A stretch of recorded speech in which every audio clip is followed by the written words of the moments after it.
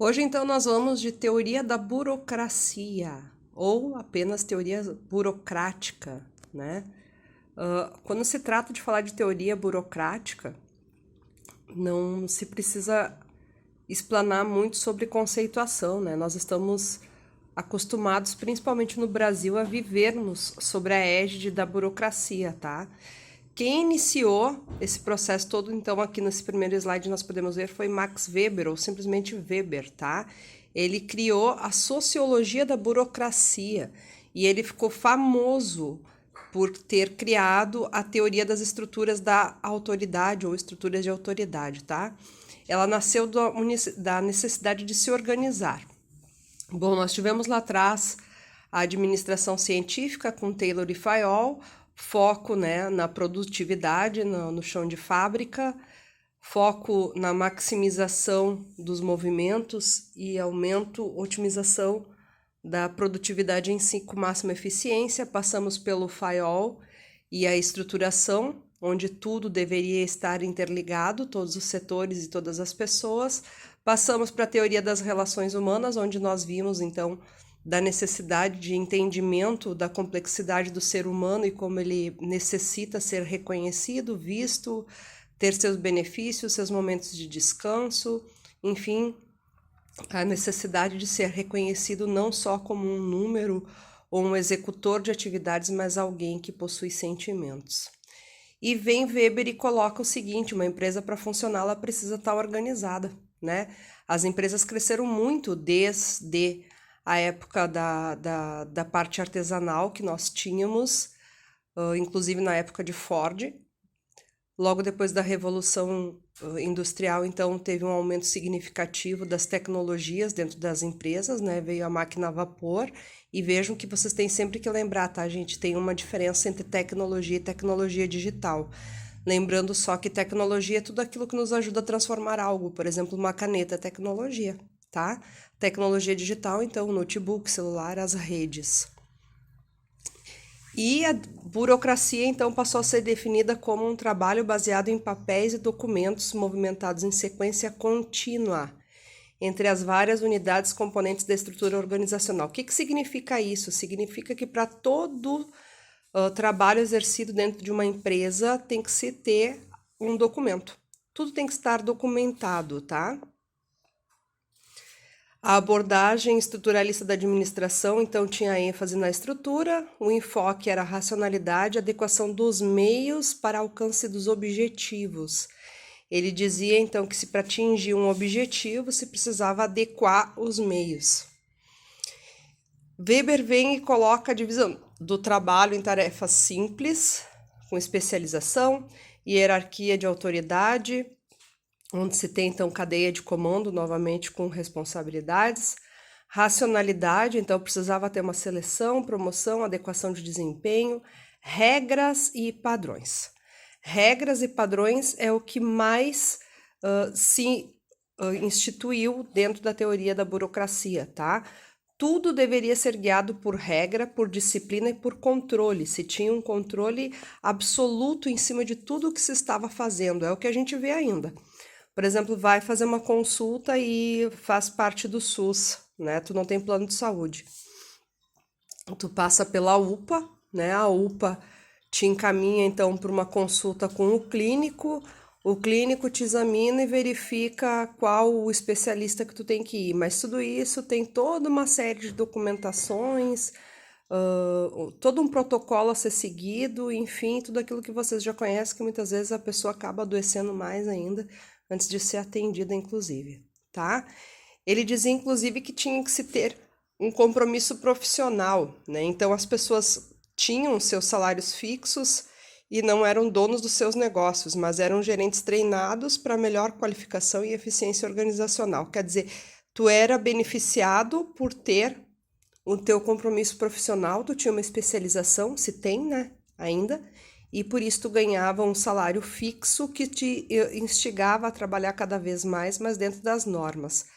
Todos os registros precisam ser escritos, foi o que a prof acabou de falar para vocês, então isso aqui a gente coloca como continuidade e uniformidade da ação sobre transações da organização. Por que isso, principalmente? Porque Uma pessoa pode ser demitida de um dia para o outro, inclusive tem a questão da mortalidade, né? Então, tudo tem que estar registrado para que se dê continuidade no trabalho, independente de estar presente ou não o responsável. Vem a impessoalidade, que são as regras e procedimentos aplicados de modo uniforme e imparcial. Significa o quê? Não existe o vínculo de amizade, existe o vínculo de produtividade, tá? Que deve ser seguido sobre as regras.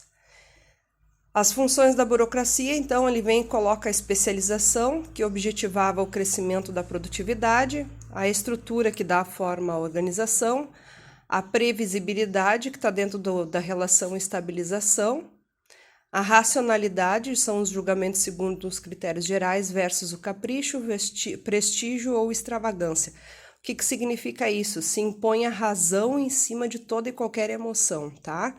E a democracia como competência para a base de manutenção do cargo, que é diferente de regra e impedimento. O modelo burocrático, todos os funcionários devem se comportar com as normas e regulamentos das organizações.